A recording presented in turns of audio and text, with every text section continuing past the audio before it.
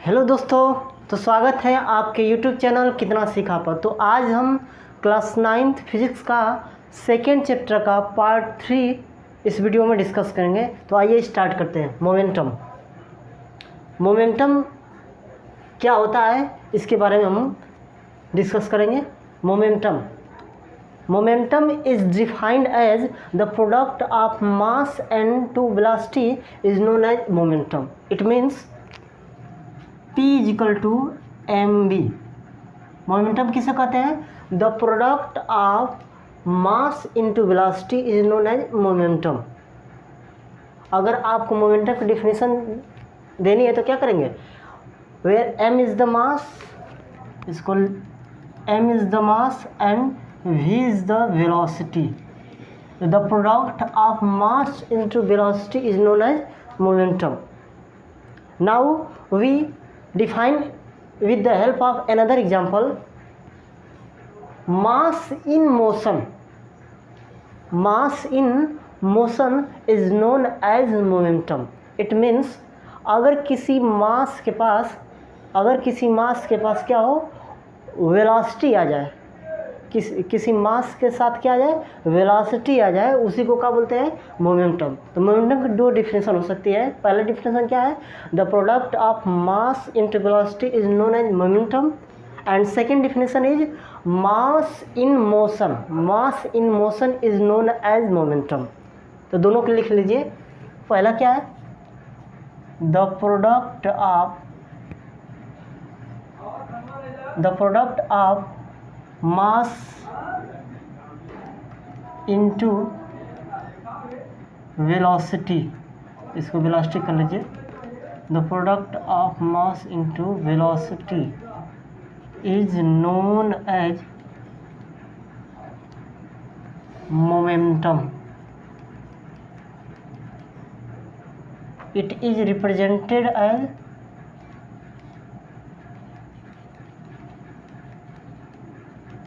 P बराबर mv, where m is the mass and v is the velocity। ये m किसका है? कोई बॉडी जो क्या कर रही है, मूव कर रही है वेलोसिटी से। किस वेलोसिटी से मूव कर रही है? v वेलोसिटी से। और उस समय उसका बॉडी का मास क्या है? m है। तो उसका उस समय क्या होगा? Momentum. P is equal to m into v। तो मोमेंटम क्या है? The product of mass into velocity is known as momentum. It is represented as p। आप मोमेंटम को p से भी रिप्रेजेंट कर सकते हैं। समझ, जनरली p से रिप्रेजेंट किया जाता है। समझना। अब देखिए इसकी दूसरी डिफिनेशन क्या बोले हैं? मास इन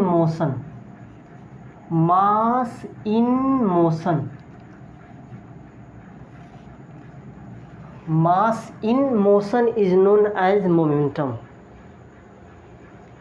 अगर किसी मास के पास क्या आ जाए? मोशन आ जाए। अगर कोई ऑब्जेक्ट क्या करने लगे, कोई बॉडी क्या करने लगे? मोशन करने लगे, और उस समय उसका मास m है और किस वेलोसिटी से मोशन कर रहा है? v वेलोसिटी से। तो उस समय क्या हो जाएगा? P is equal to m। वही बात है।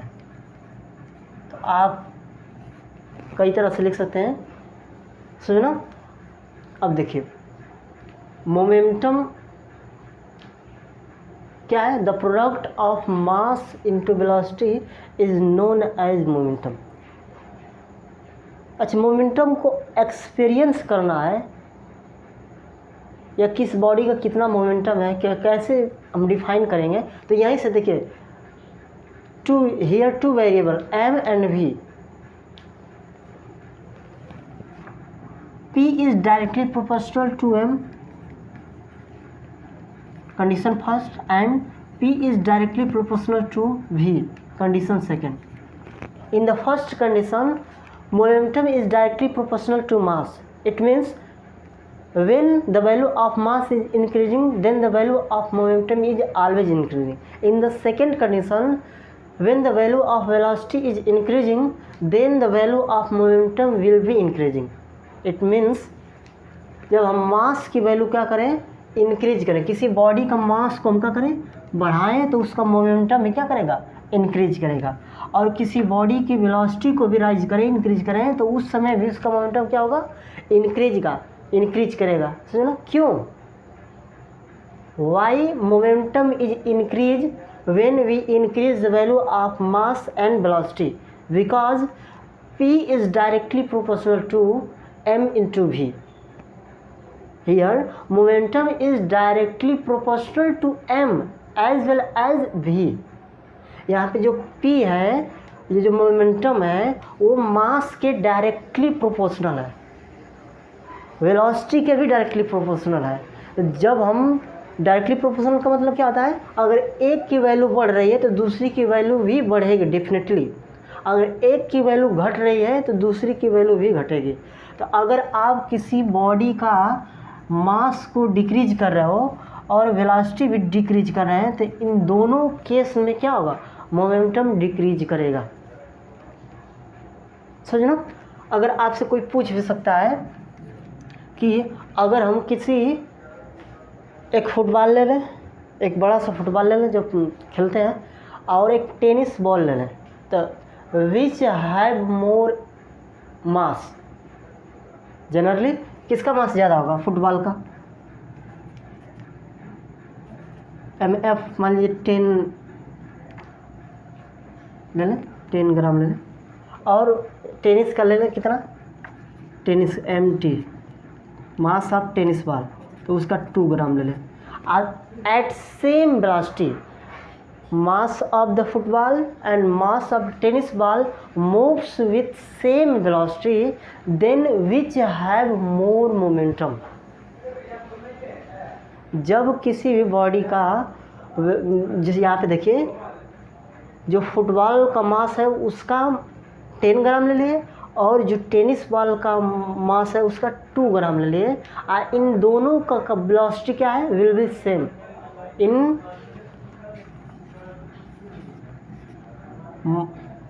velocity of football as well as velocity of tennis ball will be same, then which will have more momentum? Of course देखिए P is equal to mv, ये m1 है, ये football का कर लीजिए, and P is equal to m2 into v। ये देखिए इन दोनों केस में ये वेलोसिटी कांस्टेंट है तो वेलोसिटी को नेगलेक्ट कर दीजिए। देखिए क्या हो जाएगा? m1 की वैल्यू कितनी है? 10 है, होगा ना। और यहाँ पे इसकी वैल्यू 2 है। तो देखिए कौन कौन अधिक है? मोमेंटम किसका अधिक है? फुटबॉल वाला का अधिक है कि टेनिस वाले का अधिक है? देखिए ये फुटबॉल का जो मोमेंटम कितना है? 10 है, और इसका टेनिस वाला कितना है? 2 है, समझो ना। तो आपसे कोई पूछ सकता है कि उसका मोमेंटम किसका ज़्यादा होगा, तो इसका ज़्यादा होगा, समझो ना। अब देखिए जब प्लेयर किसी भी बॉल को कैच करता है तो वो क्या करता है? जैसे एक बड़ा सा गेंद है, उसका मास ज़्यादा है, एक छोटा बॉल है उसका मास बहुत कम है, और दोनों सेम वेलोसिटी से आ रहे हैं, तो किसमें ज़्यादा मोमेंटम होगा? वो पता है, जिसका मास अधिक होगा उसका मोमेंटम क्या होगा? ज़्यादा होगा, समझो ना। अब इस मोमेंटम की SI यूनिट क्या होगी? तो देखिए मोमेंटम की SI यूनिट, इसको मिटा लेते हैं।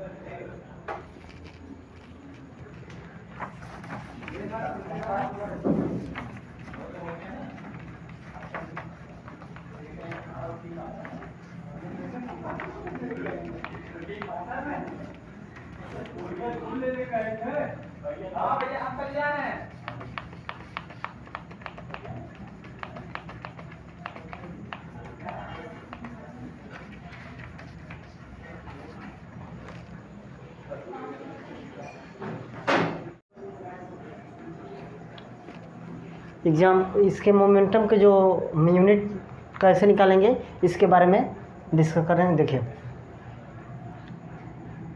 P क्या है? मोमेंटम है, m is the mass of the body, और v is the velocity of body. तो देखिए SI यूनिट ऑफ मोमेंटम हम क्या निकालने के लिए कहा है? मोमेंटम की SI यूनिट क्या होगी? तो देखिए मास किस में होता है? MKS, जो SI यूनिट हमारी होती है वो किस में होती है? MKS में, तो मास किस में हो जाएगा, kg में, और वेलोसिटी मीटर पर सेकेंड, तो कितना आ जाएगा, kg मीटर पर सेकेंड। समझ में ना। अब देखिए इसको CGS में हमको कन्वर्ट करना रहेगा तो क्या करेंगे, आपसे पूछ सकता है कि मोमेंटम की यूनिट क्या होगी इन CGS system, find the value of unit of momentum in terms of CGS system. तो आप क्या करेंगे, ये मास किस में ले लेंगे, CGS। तो देखिए ये जो लेंथ होगा वो किस में होगा, सेंटीमीटर में, जो वेट होगा किस में होगा, ग्राम में, और जो समय होगा वो किस में होगा, सेकेंड में। तो देखिए जो लेंथ होगा सेंटीमीटर में हो गया ना, तो यहाँ पे लेंथ है नहीं, तो आप क्या करेंगे, मास ग्राम में लेंगे, ग्राम। अब यहाँ पे मीटर जो लेंथ है वो किस में लेंगे, सेंटीमीटर में, और सेकेंड हो गया। अब आपसे कभी कभी पूछ सकता है कि momentum is a scalar quantity और वेक्टर क्वांटिटी। तो देखिए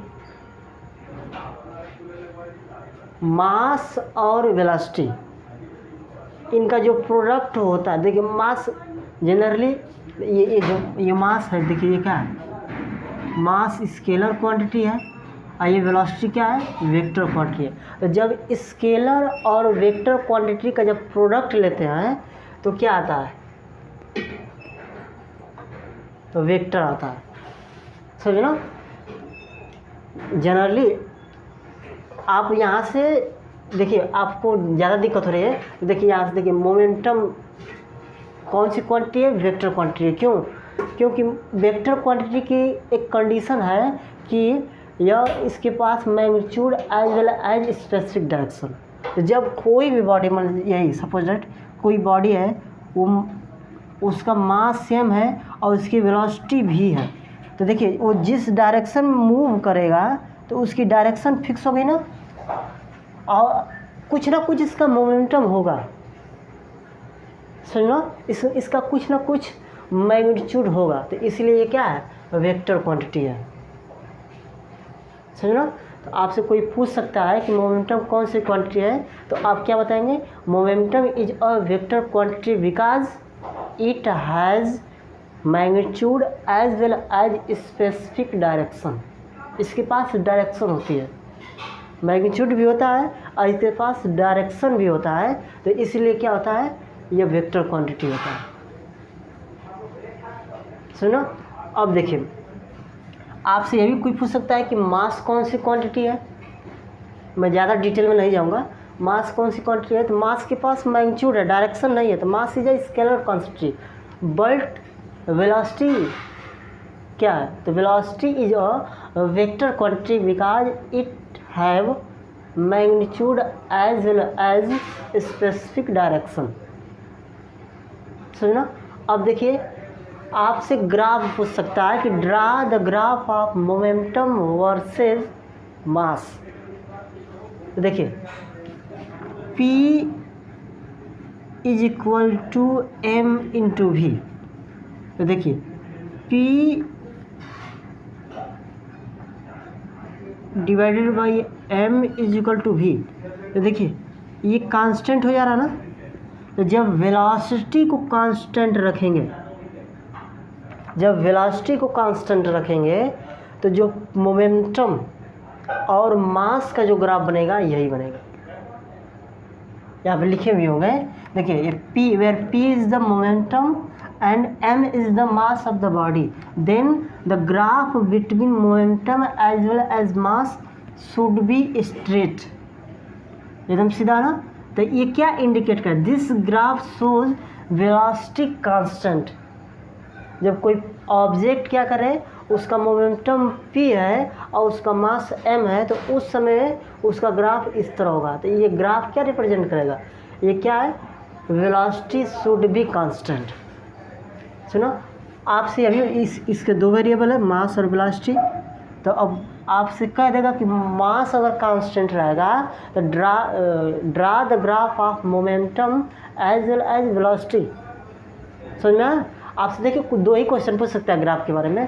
पहला क्वेश्चन ये पूछ देगा कि ड्रा द ग्राफ या plot the graph of momentum and mass of the body, plot the graph of momentum and mass of the body when velocity should be kept constant.